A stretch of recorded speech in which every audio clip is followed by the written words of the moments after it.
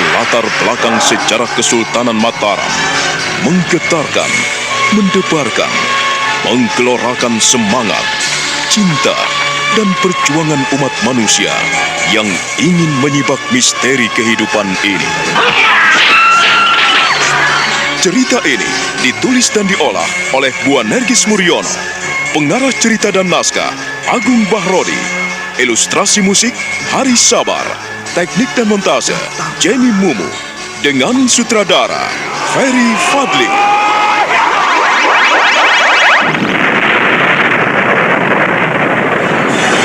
Kali ini mengetengahkan episode keempat dengan judul Geger Demak Bintoro.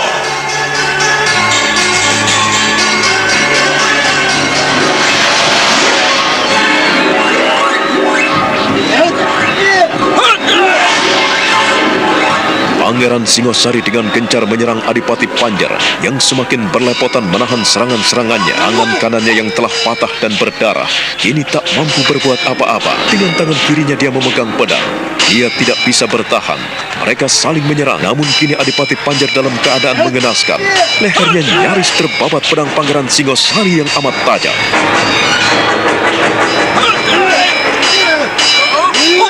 Mampuslah kau, tua bangka keparat.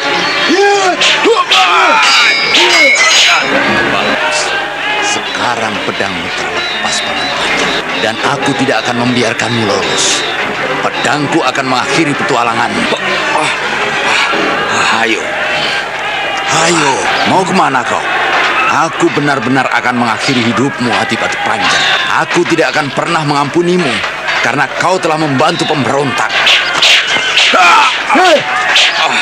Kau, Pangeran Singosari. Bunuhlah aku, jangan kau siksa aku seperti ini. Ya, aku memang akan membunuh dan aku akan mengakhiri petualangan.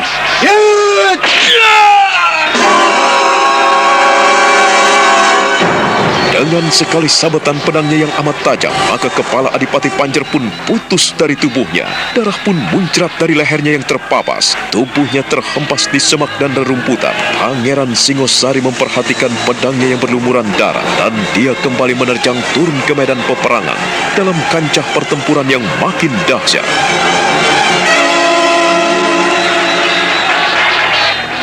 Sementara itu, di tempat lain, Pangeran Purboyo menghadapi Guntur. Mereka sama-sama mengadu kekuatan. Guntur yang memiliki tubuh tinggi besar dan kekar menghadapi Pangeran Purboyo mengandalkan kecerdasan dan keterampilannya bermain pedang.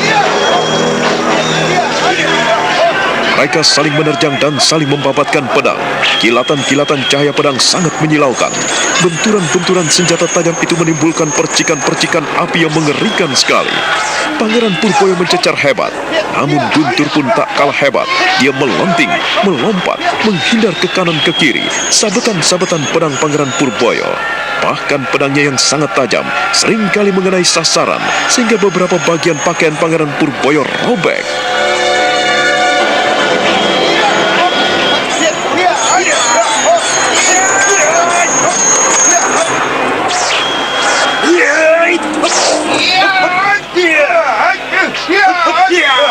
Mampuslah kau! Jangan lari!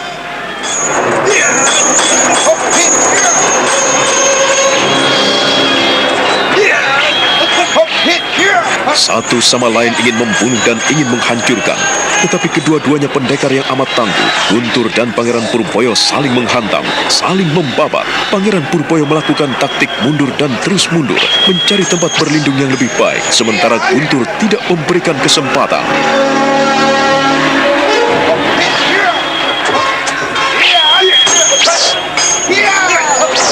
Mampuslah kau! Karena Guntur begitu pesat mendesak Pangeran Purboyo, maka Pangeran Purboyo berusaha untuk menghindarkan diri. Dia melesat dan melompat menghindari Guntur. Dia menuju ke tempat peperangan, sementara beberapa prajurit membantunya dan mengeroyok Guntur. Dan di tempat lain, Kiwari yang datang dari Mataram terus melarikan kudanya. Dia bermaksud untuk menemui Raden Mas Jolang Sang Prabu.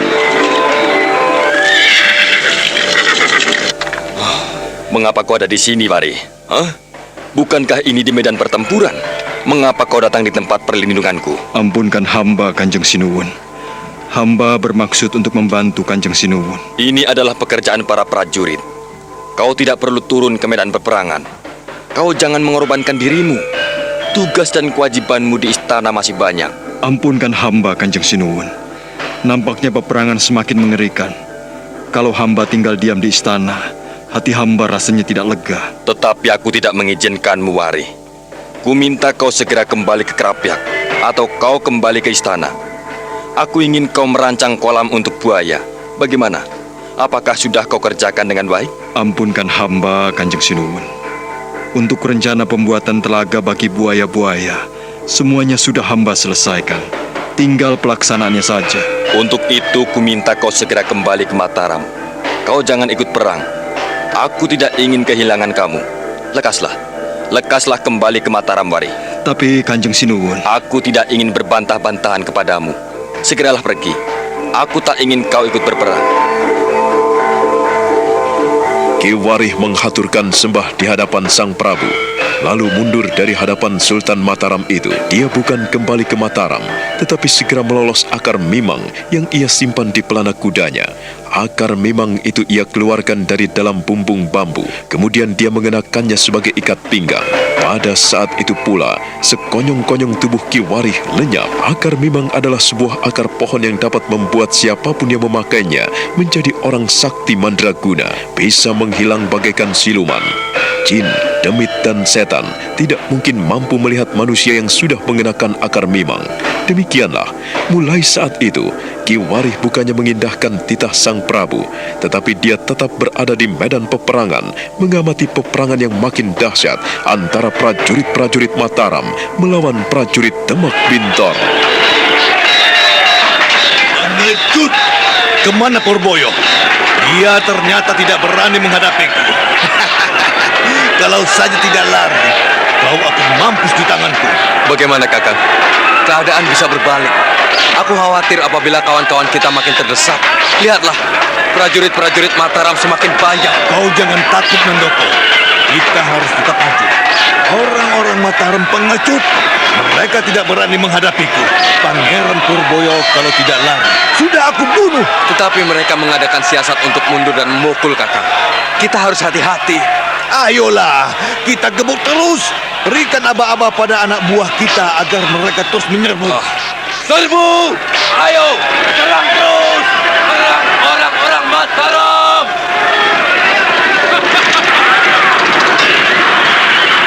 Sementara itu, Patih Gending yang merasa di atas angin mencoba mencari tempat yang lapang.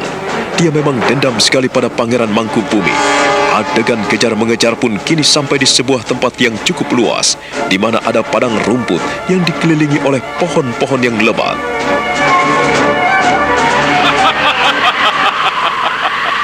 Dasar pengecut! Kau akan lari kemana, Paman Gending? Huh. Dua bangka kepara tak tahu diri. Mau kemana kau? Mangkubumi, Mangkubumi. Jangan merasa bangga, jangan sombong. Aku lari bukannya menghindarkan dirimu. Bukan, Mangkubumi. Tetapi lihatlah, aku telah mendapatkan tempat yang lapang supaya pertemuan kita ini tidak diganggu oleh siapapun juga. Sekarang marilah kita berlaga. Kita tunjukkan siapa yang kuat, siapa yang dijaya. Ayo majulah, Mangkubumi. Hunus pedangmu dan kita saling mengerahkan kemampuan kita. Ayolah. Aku telah menghunus pedangku yang masih bernoda darah prajurit-prajurit Mataram. Sekarang cabutlah dan kita berlaga, Mangkubumi. Jangan tanggung-tanggung lagi. Pantang bagi Patih Gending untuk menghindari peperangan. Ayo, cabutlah pedangmu dan jangan ragu-ragu. Bagus sekali. Ayo, kita telah mendapatkan tempat yang lapang dan kau ternyata memenuhi ajakanku. Bagus. Ayo, mari Mangkubumi. Kita berlaga sebagai para pendekar. Paman Gending, kau seorang prajurit. Aku pun prajurit. Seorang prajurit, dia akan memilih dua pilihan, mati atau hidup. dibunuh atau membunuh. Ayolah, jangan banyak bacot. Majulah, majulah Mangkubumi. Aku tetap siap.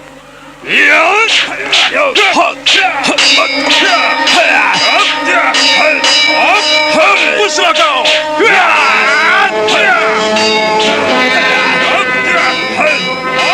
Patih Gending benar-benar menunjukkan kemampuan dan keterampilannya memainkan pusakanya. Pedang di tangannya seakan-akan berubah menjadi sinar putih yang bergulung-gulung yang menyabet ke kanan ke kiri, ke atas dan ke bawah, mencecar terus menghajar Pangeran Mangkubumi yang berlepotan menahannya. Pangeran Mangkubumi benar-benar terkejut melihat permainan pedang Patih Gending yang luar biasa. Dia melompat mundur beberapa tindak. Mengapa kau mundur, Mangkubumi? Kau heran apabila Gending bisa memainkan pedang dengan bagus? Ayo. Kuakui, kau memang hebat, Paman Gending. Tetapi, aku tidak akan mundur selangkah pun. Kau hanya sombong dan banyak mulut. Tidak akan mundur, tetapi kau telah melompat 3 tombak dari depanku. Ya.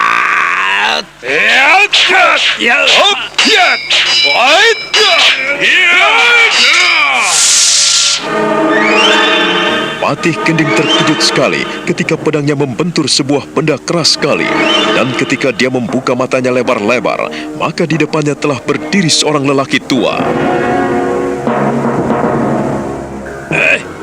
Dua bangka keparat, mengapa kau mengganggu kami, ha? Kau benar-benar laki-laki pengis dan keparat. Adik Gending, kau sudah lupa diri. Kau membela orang-orang yang salah. Kau telah melupakan amanat guru. Melupakan semua amanat guru, Adik Gending. Tayu, aku tidak suka dengan mulutmu yang lancang. Aku benar-benar jijik melihatmu. Kau sudah mulai ikut campur dengan urusan orang lain. Kau menggangguku ketika aku di Pegunungan Kendeng. Kau pun mengganggu orang-orangku saat bertarung di Ngaseman. Dan sekarang kau pun telah turun tangan mengganggu urusanku di sini. Ingatlah Kakang Tayu. Aku tidak segan-segan untuk membabat lehermu. Kekuasaan dan kedudukan telah membutakan matamu, Adik Gending. Kau benar-benar telah lupa diri. Pedangmu memang sangat tajam dan bisa memangkas leherku. Tetapi hati dan pikiranmu akan mematahkan semuanya. Nampaknya kehidupanmu telah berakhir.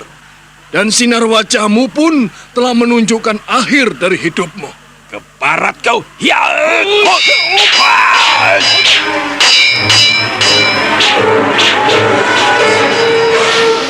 Patih Gending sudah tidak sabar lagi. Dia mengamuk dan menyabetkan pedangnya yang amat tajam. Gulungan-gulungan sinar pedangnya amat menyilaukan. Kitayu meladeninya dengan baik sekali.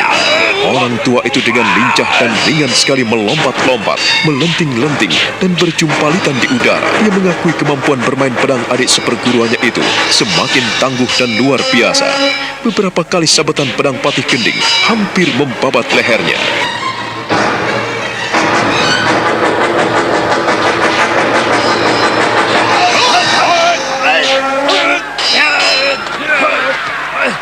Mampuslah kau. Ya.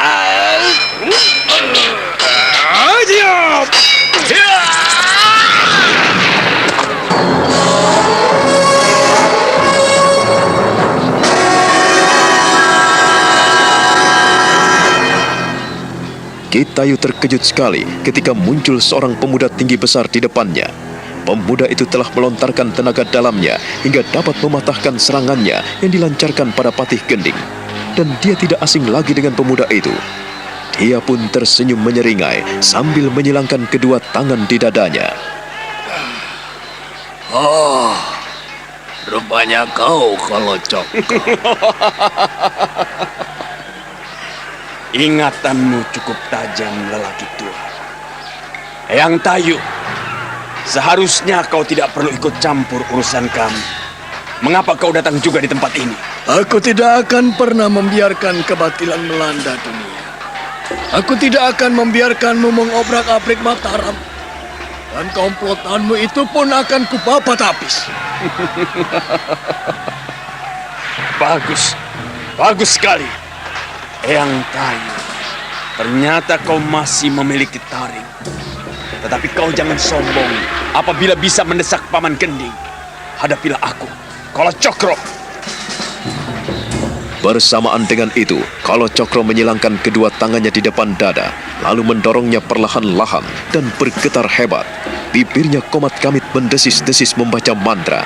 Kitayu pun melakukan hal yang sama, dan dia meraba ujung bajunya. Dari pangkal lengannya, dia menarik sesuatu, dan muncullah benda yang amat mengerikan.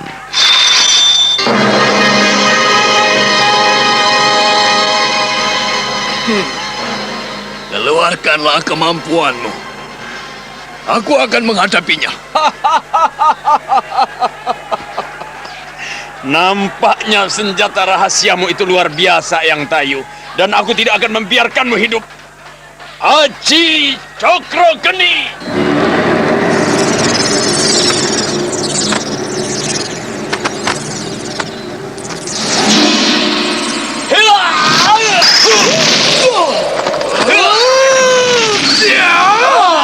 Cokro Geni!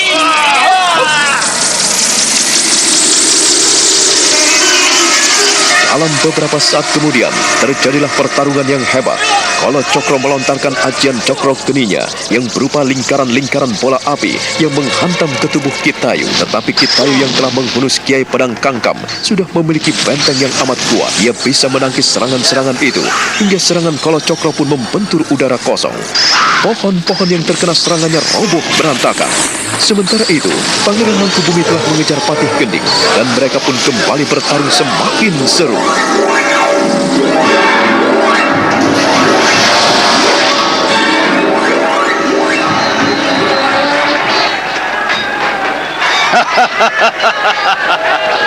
Baik, kita berhadapan lagi, Paman Gending, dan aku tidak akan pernah membiarkanmu lolos. Bagus, ternyata kau jantan sekali, Mangkubumi.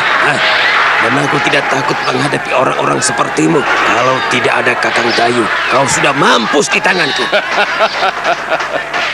Kau sombong sekali. Jangan mengira kau paling dijaya, Paman Gending. Dengan pedangku ini, aku akan mengakhiri riwayatmu. Aku akan mengakhiri petualangmu di Debak Bintoro. Dan kau akan kusingkirkan karena kau telah menodai Mataram. Mulutmu pun terlalu lebar, kau terlalu pongah, Mangkubumi. Hadapilah Patih Gending. Sekalipun aku sudah tua, tapi aku pun masih bisa merobek mulutmu. Ya.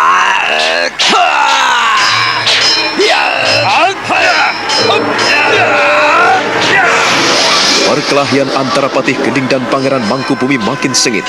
Mereka saling menghajar, saling menyabetkan pedang, dan benturan-benturan senjata tajam itu memercikan api yang mengerikan. Percikan-percikannya mampu menghanguskan tumbuh-tumbuhan yang tersambar di sekelilingnya. Hingga suatu saat, Pangeran Mangkubumi mendapatkan kesempatan yang indah sekali.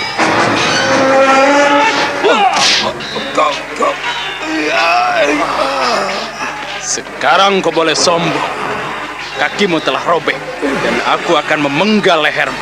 Aku akan menggelindingkan kepalamu biar menggelinding di tanah. Penjahat negara harus mampus di tanganku. Aku tidak akan membiarkanmu hidup, Paman Gending. Bagus, sekalipun kau bisa melukai kakiku, tetapi jangan meremehkan aku, Jangan sombong dan pongah, Mangkubumi. Jangan mimpi kau bisa mengalahkan Gending.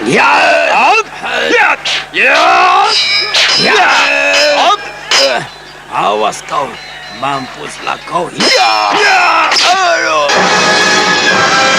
Setelah Pangeran Mangkubumi melompat ke udara dan menghunjamkan pedangnya ke leher Patih Gending, maka lelaki tua itu tak mampu berkutik lagi, tak mampu memengkik lagi, bahkan tak mampu menjerit lagi. Lelaki tua itu kepalanya menggeletak di tanah oleh sabetan pedang Pangeran Mangkubumi yang amat dahsyat. Pedang Pangeran Mangkubumi berlumuran darah, dan dia tancapkan di tanah, sementara kaki kirinya menginjak dada mayat Patih Gending.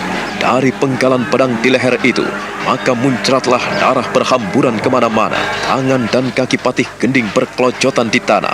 Kepalanya terpental jauh dari tubuhnya, matanya terbuka lebar, dan mulutnya mengeluarkan darah.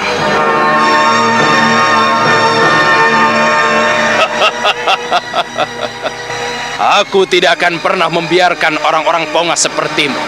Selama Mangkubumi masih hidup, Mataram tidak boleh diinjak-injak oleh orang-orang pengkhianat dan pemberontak. Aku akan mengakhiri mereka. Kaulah biang kerok dari kerusuhan ini. Kaulah bajingan dan pengkhianat negara.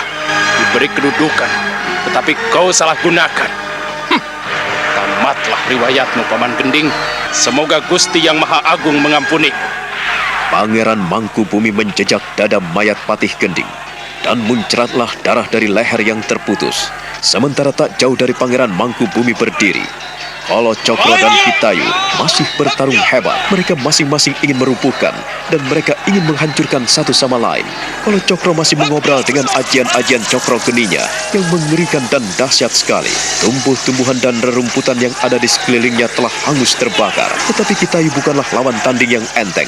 Dia masih mengamuk dengan pedang kangkamnya.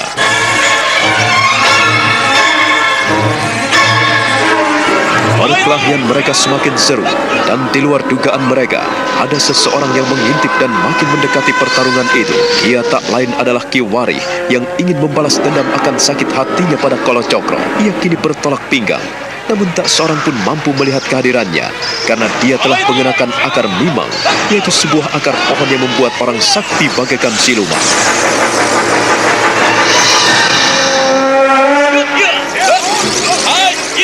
Aku akan mempermalukanmu.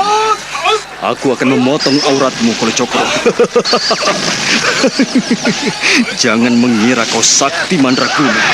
Jika yang Tayu belepotan dan kewalahan, maka aku akan membantunya. Lihatlah ini, Ki Warih akan bicara dengan caranya sendiri. Hup!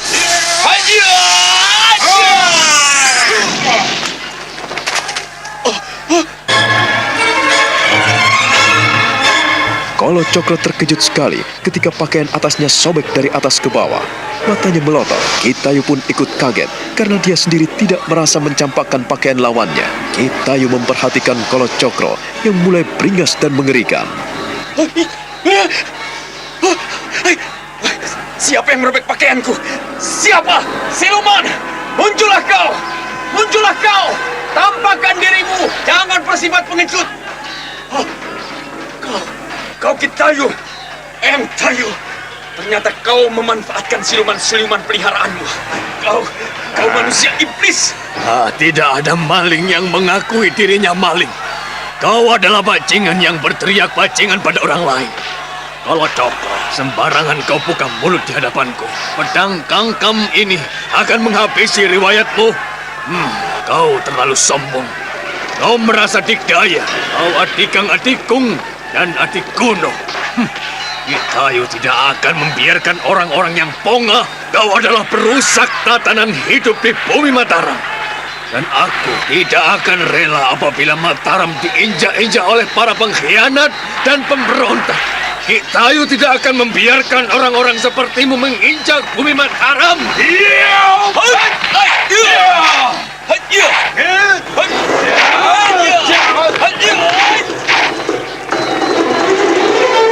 Perkelahian semakin dahsyat sekali. Kolo Cokro menghindari sabetan-sabetan pedang kangkam yang dilancarkan Kitayu bagaikan orang kesetanan. Tetapi lelaki tua perkasa itu tidak pernah mengenal lelah. Dia tetap maju dan menerjang, tidak memberikan kesempatan pada Kolo Cokro yang mundur untuk melancarkan ajian cokro geninya. Ia terus didesak rapat, dan pada suatu ketika, sabetan pedang kangkam itu nyaris membabat lehernya.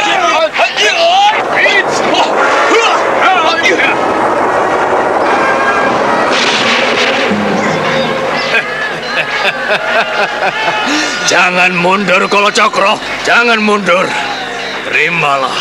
Terimalah pusakaku ini. Biarlah ia bermandikan darah. Aku akan menyembelihmu. Aku tidak akan membiarkanmu berpongah-pongah di sini. Ayo, jangan mundur. Jangan mundur, Kolo Cokro. Kau...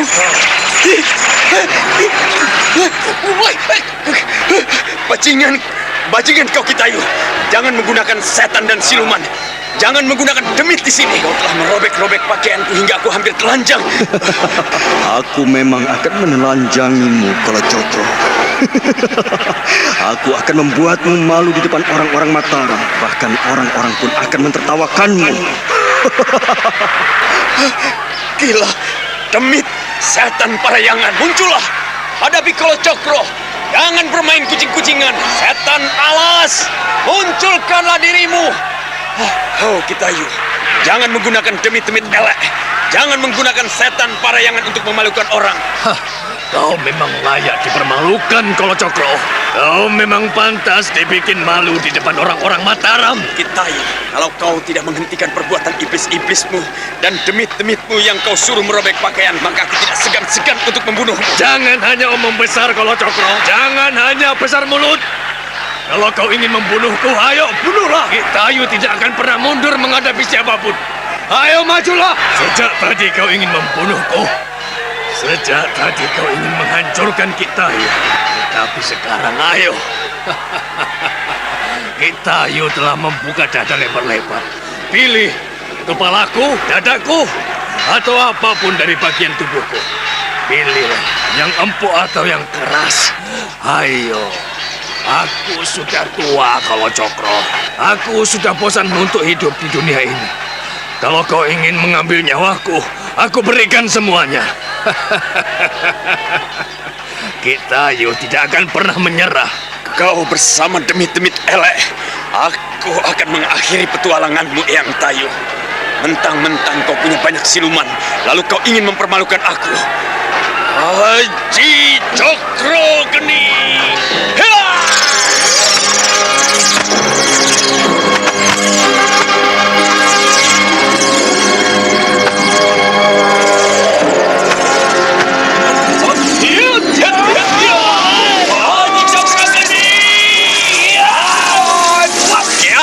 Pedang Kangkam.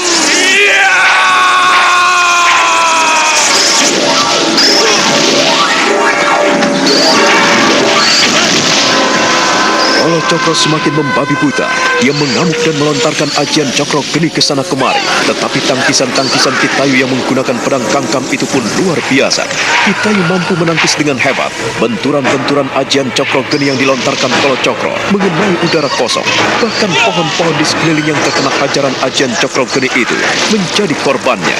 Tanah-tanah di sekitarnya telah berlubang di sana-sini karena ajian Cokro Geni yang menyasar. Sebaliknya, di dalam alamnya yang tidak pernah terlihat oleh siapapun, Ki Wari hanya tertawa-tawa melihat Kolocokro yang mulai telanjang. Mampuslah kau tua bangka. Kau akan tahu dan kau akan kupermalukan di depan seluruh prajurit Mataram, Kolocokro. Aku tidak akan mengampunimu lagi. Aku tidak akan memaafkanmu lagi, bajingan.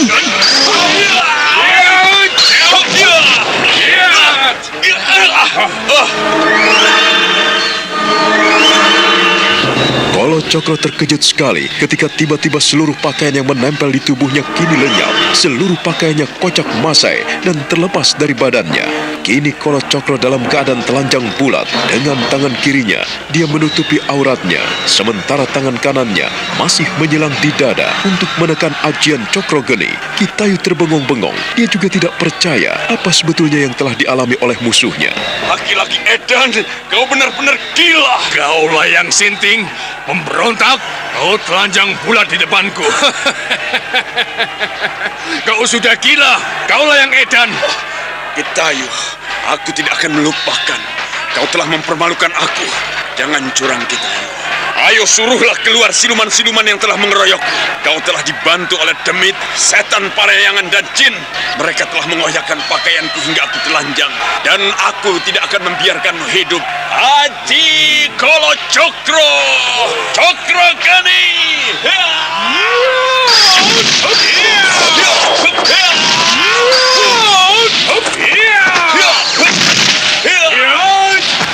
Mampuslah kau.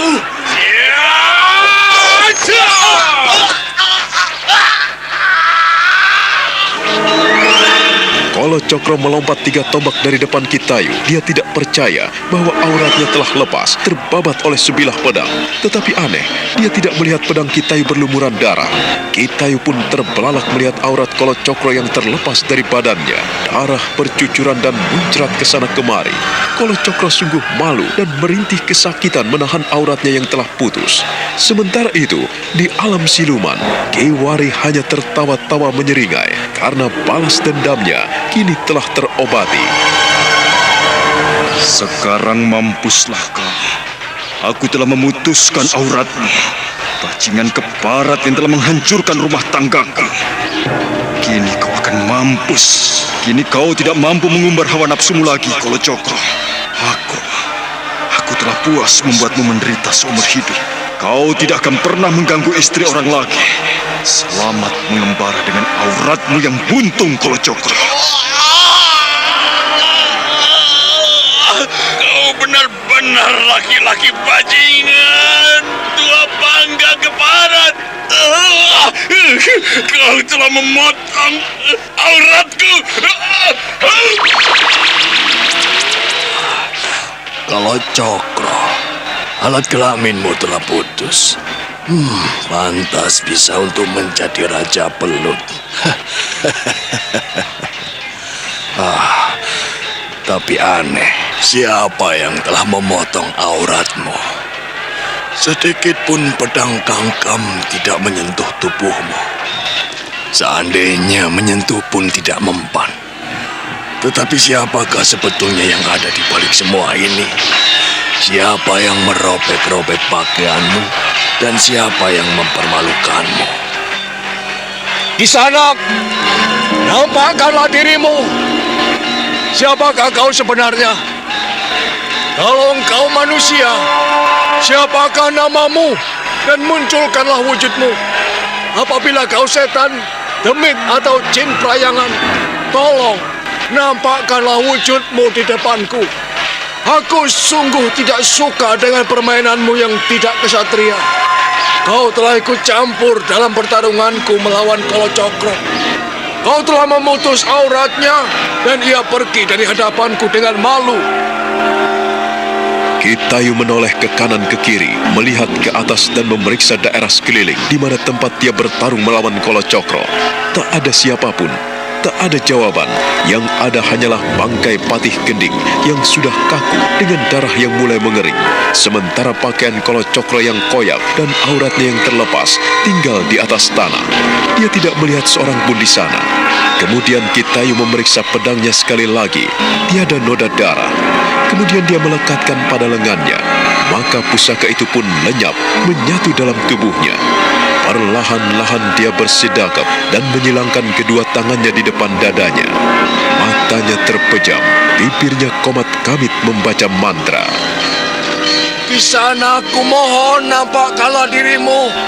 Apabila kau sakti mandraguna, tunjukkanlah wadakmu kepadaku. Dan kalau kau ingin bertanding melawanku, aku pun bersedia melayanimu. Aku sungguh tidak suka dengan perbuatanmu yang pengecut. Kau telah membuat musuhku malu di depanku. Ayo, nampakkanlah dirimu apabila kau berwujud jin, setan atau perayangan. Sebutkanlah namamu dan muncullah di depanku. Aku adalah manusia biasa yang tidak berguna, Eyang Tayo. Akulah yang memotong aurat Kalacakra. Karena ia sering merusak dan menghancurkan rumah tangga orang lain. Ia sering merusak para perawan dan ia tidak tahu aturan. Aku sengaja mempermalukannya di depanmu. Janganlah engkau dendam kepadaku. Dan janganlah kau ingin melihat tubuhku. Kisanak, siapakah namamu? Aku ingin melihat wajahmu. Tunjukkanlah di depanku. Seandainya aku menampakkan diriku di depanmu, semuanya itu pun sia-sia, Eyang Tayo. Aku senang sekali karena masih ada orang-orang sakti mandraguna yang berhati mulia sepertimu. Aku berterima kasih kepadamu karena melihat mayat-mayat mengkhianat terkapar di depanku. Biar Mataram tidak dinodai oleh orang-orang yang najis dan haram. Kisanak, sepertinya aku mengenal suaramu. Tolong, tunjukkanlah dirimu dan munculkanlah wadakmu di depanku. Semuanya itu tiada guna, Eyang Tayo. Hanya saja satu pintaku. Semuanya ini semoga cepat berakhir karena campur tanganmu membela kebenaran dan menegakkan keadilan di bumi Mataram. Selamat tinggal, Eyang Tayo. Selamat berjuang. Kisanak, tunggu! Kisanak, tunggu! Tunggu! Oh.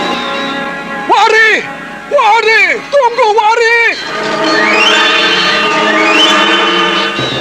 Sekalipun Kitayu berseru-seru di padang belantara, orang yang dipanggilnya pun telah lenyap di sana. Ki Warih meninggalkan Kitayu seorang diri. Kitayu menjadi seperti orang bingung karena seruannya yang nyaring ternyata tak diindahkan lagi.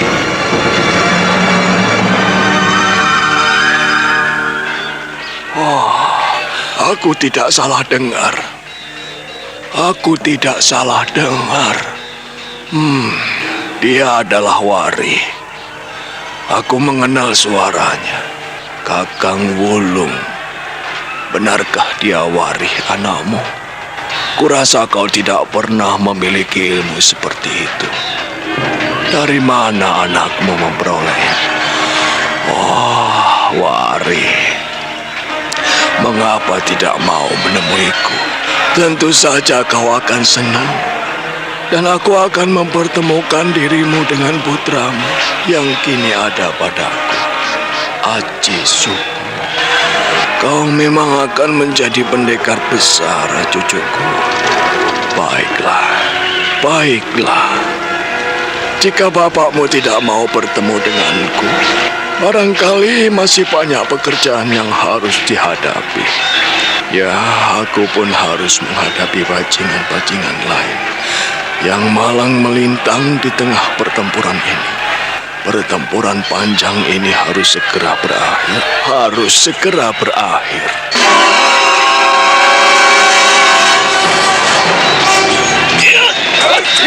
Kau pengkhianat negara. Aku akan membunuhmu. Ternyata pangeran-pangeran Mataram pengecut. Kau tidak pantas menjadi pangeran Pringgoloyo.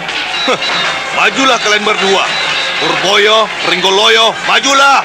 Aku akan menumpas kalian. Sombong sekali kau, Guntur. Kamilah yang akan menggorokmu. Kau hanya besar mulut. Kau telah lari dari hadapanku. Jangan kira Kang Mas Purboyo menghindarimu. Pringgoloyo tidak akan membiarkanmu. Iya.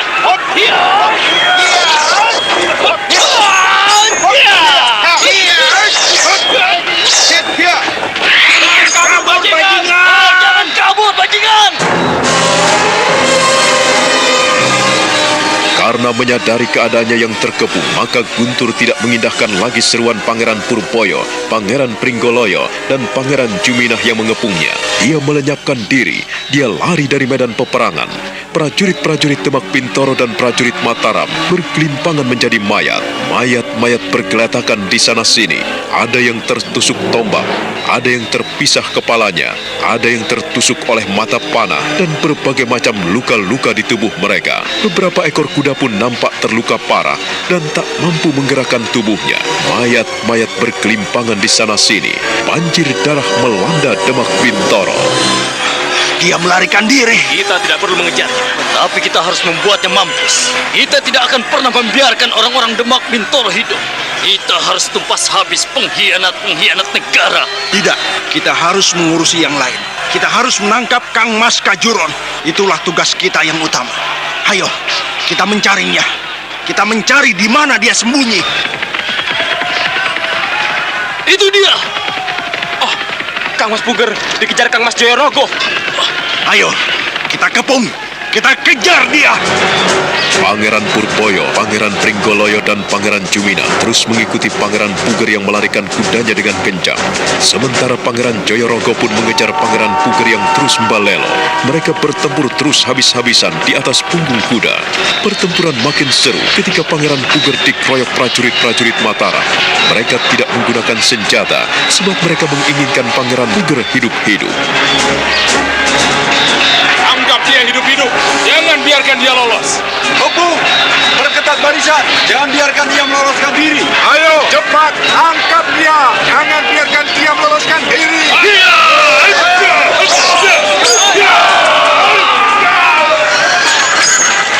Kalau kalian tidak minggir, kepala kalian akan kuputus dan kupisah dari badan kalian.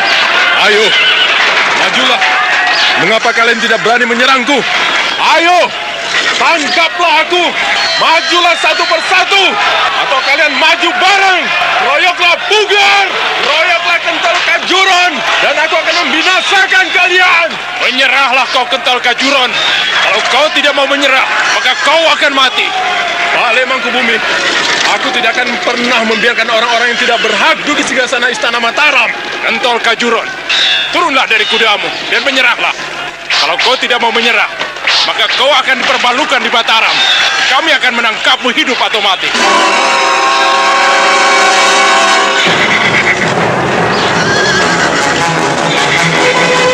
Pangeran Puger mengendalikan kudanya hingga binal sekali.